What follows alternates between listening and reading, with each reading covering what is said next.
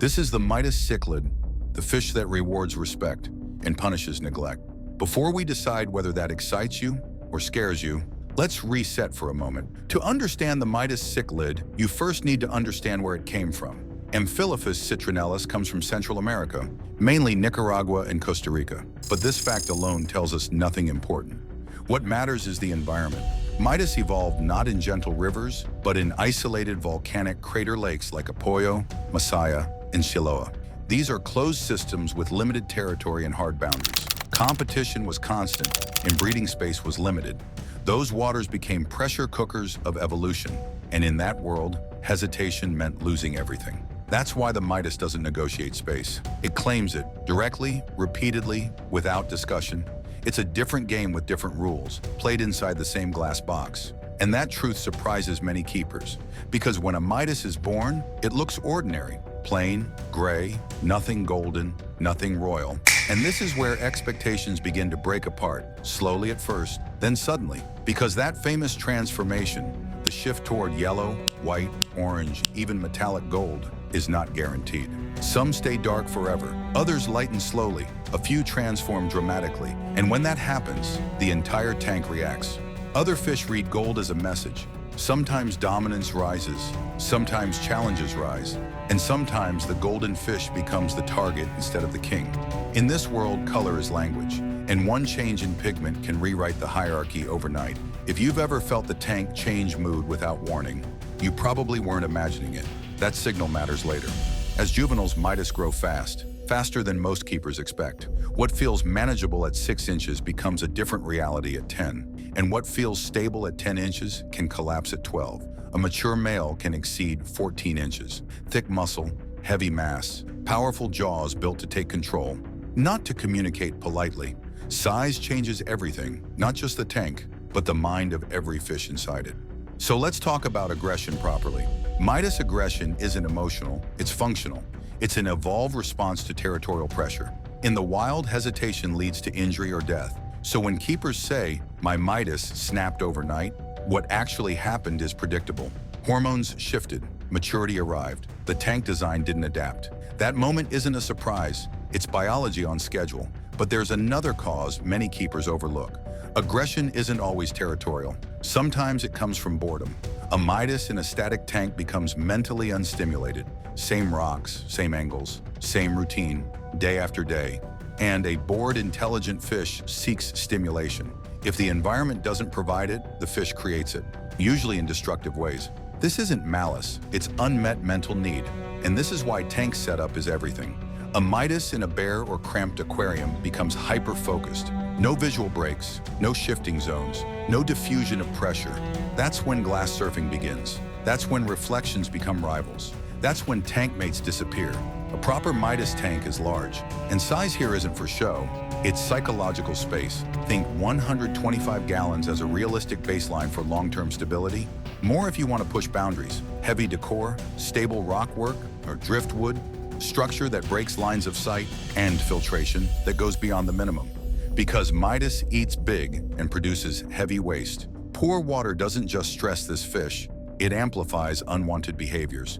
Feeding brings another danger. Midas is omnivorous, but many keepers feed it like a strict predator. Too much protein and fat accelerate aggression, growth, and metabolic pressure. In nature, Midas eats whatever the environment provides. Plants, invertebrates, small fish, detritus. In captivity, it needs balance. High-quality pellets as the staple. Frozen foods occasionally, vegetable matter regularly, and restraint. A begging Midas isn't starving, it's negotiating. And it's very good at convincing you.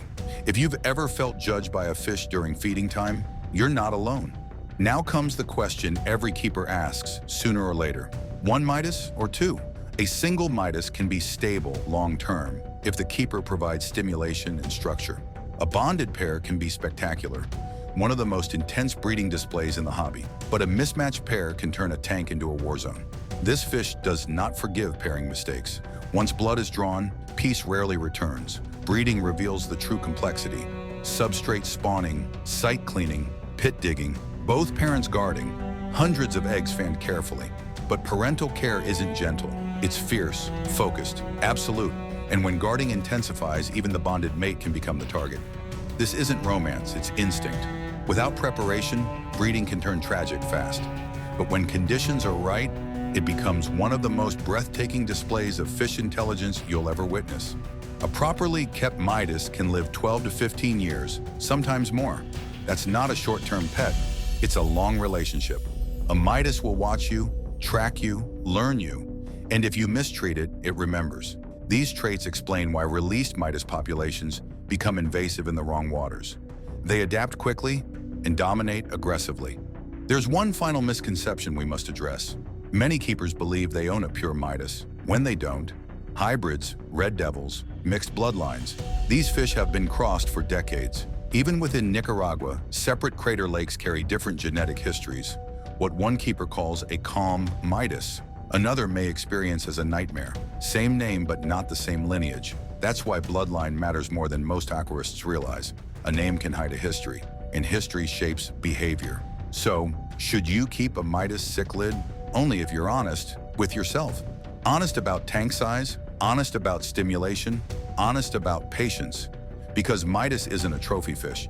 It isn't proof of skill, it's a responsibility that grows every day. A Midas that feels confined becomes a threat. A Midas that feels understood becomes something else entirely. A presence, interacting with you, testing you, learning you. Meet it on its terms, structure, space, stability, stimulation. Do that. And you don't just keep a fish, you witness evolution in motion. You watch instincts older than civilization itself unfold behind glass. And when a plain gray juvenile slowly turns gold under your care, you finally understand why this species earned a name taken from myth. Gold wasn't the treasure, understanding was. So tell me, are Midas Cichlids misunderstood monsters or honest reflections of nature, showing us what happens when pressure shapes behavior? Would you keep one alone or risk a pair and face the consequences? I want to hear your experiences. Tell me in the comments, because every keeper's story holds a lesson the next one needs. And if this left you curious about how pressure shapes other species, explore our previous African cichlid documentaries after this video. You'll see the same rules, territory, dominance, instinct, play out in different waters. Malawi, Tanganyika, Central America, different lakes, different histories, same law beneath the surface. And if powerful New World cichlids interest you, stay alert.